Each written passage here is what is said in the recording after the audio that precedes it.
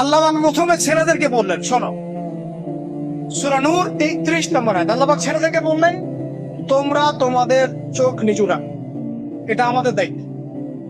প্রত্যেকটা ছেলের দায়িত্ব বেগানা মেয়েকে দেখলে চোখটা কি করবে, নিচু করবে। তাহলে আপনি সিডিউসড হন। এক কথা। 2 নাম্বার, আল্লাহ পাক আমাদেরকে বললেন, তোমরা তোমাদের লজ্জাস্থানকে হেফাজত করো। কাদেরকে? আমাদেরকে, মানে ছেলেদেরকে না। প্রথমে আল্লাহ পাক ছেলেদেরকে বললেন চোখ নিচু করে রাখো, লজ্জাস্থানে হেফাজত। ঠিক আছে। সূরা বনী ইসরাঈল আল্লাহ পাক বললেন, জিনার ধারের কাছেও যেও, ধারের কাছেও যেও। আল্লাহ পাক আরো বললেন, যদি কেউ জিনা করে ফেলে সূরা নূরে, তাহলে তাকে 100টা বেত্রাঘাত করবে। কয়টা? 100টা। এবং 1 বছরের জন্য তাকে বহিষ্কার করবে। আল্লাহ পাক শাস্তিও দিলেন। শুধু তাত্ত্বিক বিধান দেন নাই, শাস্তিও দিয়েছেন। কারণ শুধু তাত্ত্বিক বিধান দিয়ে হবে? আমি যদি ওয়াশ করে পারে মদ খায় না, কোনো শাস্তি না অ্যাপ্লাই করি, তাহলে কি মদ ছাড়া মানুষ? আমরা যদি বলি হত্যা করা মহাপাপ, দুর্নীতি করা মহাপাপ, বলো দুর্নীতি ছাড়বে না যতক্ষণ না শাস্তি নিশ্চিত করা যাচ্ছে। আল্লাহ পাক তাত্ত্বিক কথা শুনে বললেন না, শাস্তিও নিশ্চিত করলেন। তারপর আল্লাহ পাক আরো বললেন, যদি বিবাহিত কোনো ব্যক্তি ব্যভিচার করে, তাহলে তাকে রজম করতে হবে, মাটিতে পুঁতে তাকে পাথর নিক্ষেপ করে হত্যা করবে। ঠিক আছে, শাস্তি। এরপরে দেখেন আল্লাহ পাক মেয়েদেরকে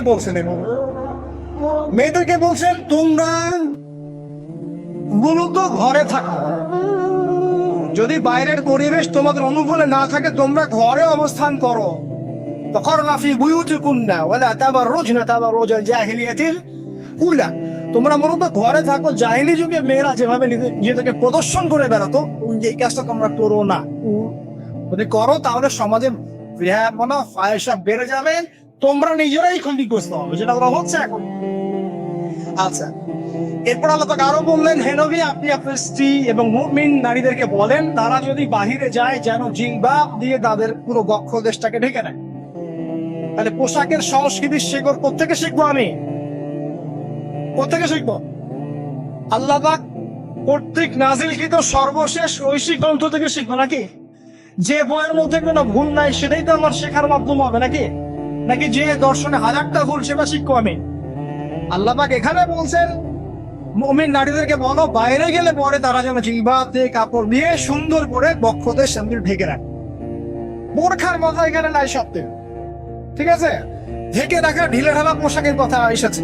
আচ্ছা, আসেন আল্লাহ পাক আরো বললেন যে তোমরা অমুক অমুক অমুক অমুক, যেমন আপনার বাবা, আপনার ভাই, আপনার এই যে সন্তান, এই যে মাহারাম যারা আছে, এদের সামনে ছাড়া অন্যদের সামনে যখনই যাবে তোমরা কিন্তু হিজাব করবে, অবলম্বন করবে। আল্লাহ পাক হিজাবের বিধান দিলেন, চক্ষু নিচু করতে বললেন, লজ্জাস্থানের হেফাজত করতে বললেন, এবং যদি এর পরেও কেউ ভুল করে ফেলে তাহলে আল্লাহ পাক শাস্তির কথা বলেন। আল্লাহ পাকের সিস্টেমটা সুন্দর হলো না? এই সিস্টেমটা নবী সাল্লাল্লাহু আলাইহি ওয়াসাল্লাম অ্যাপ্লাই করলেন, সমাজ থেকে সমস্ত জিনা ব্যভিচারের ভিত্তি উঠে চলে।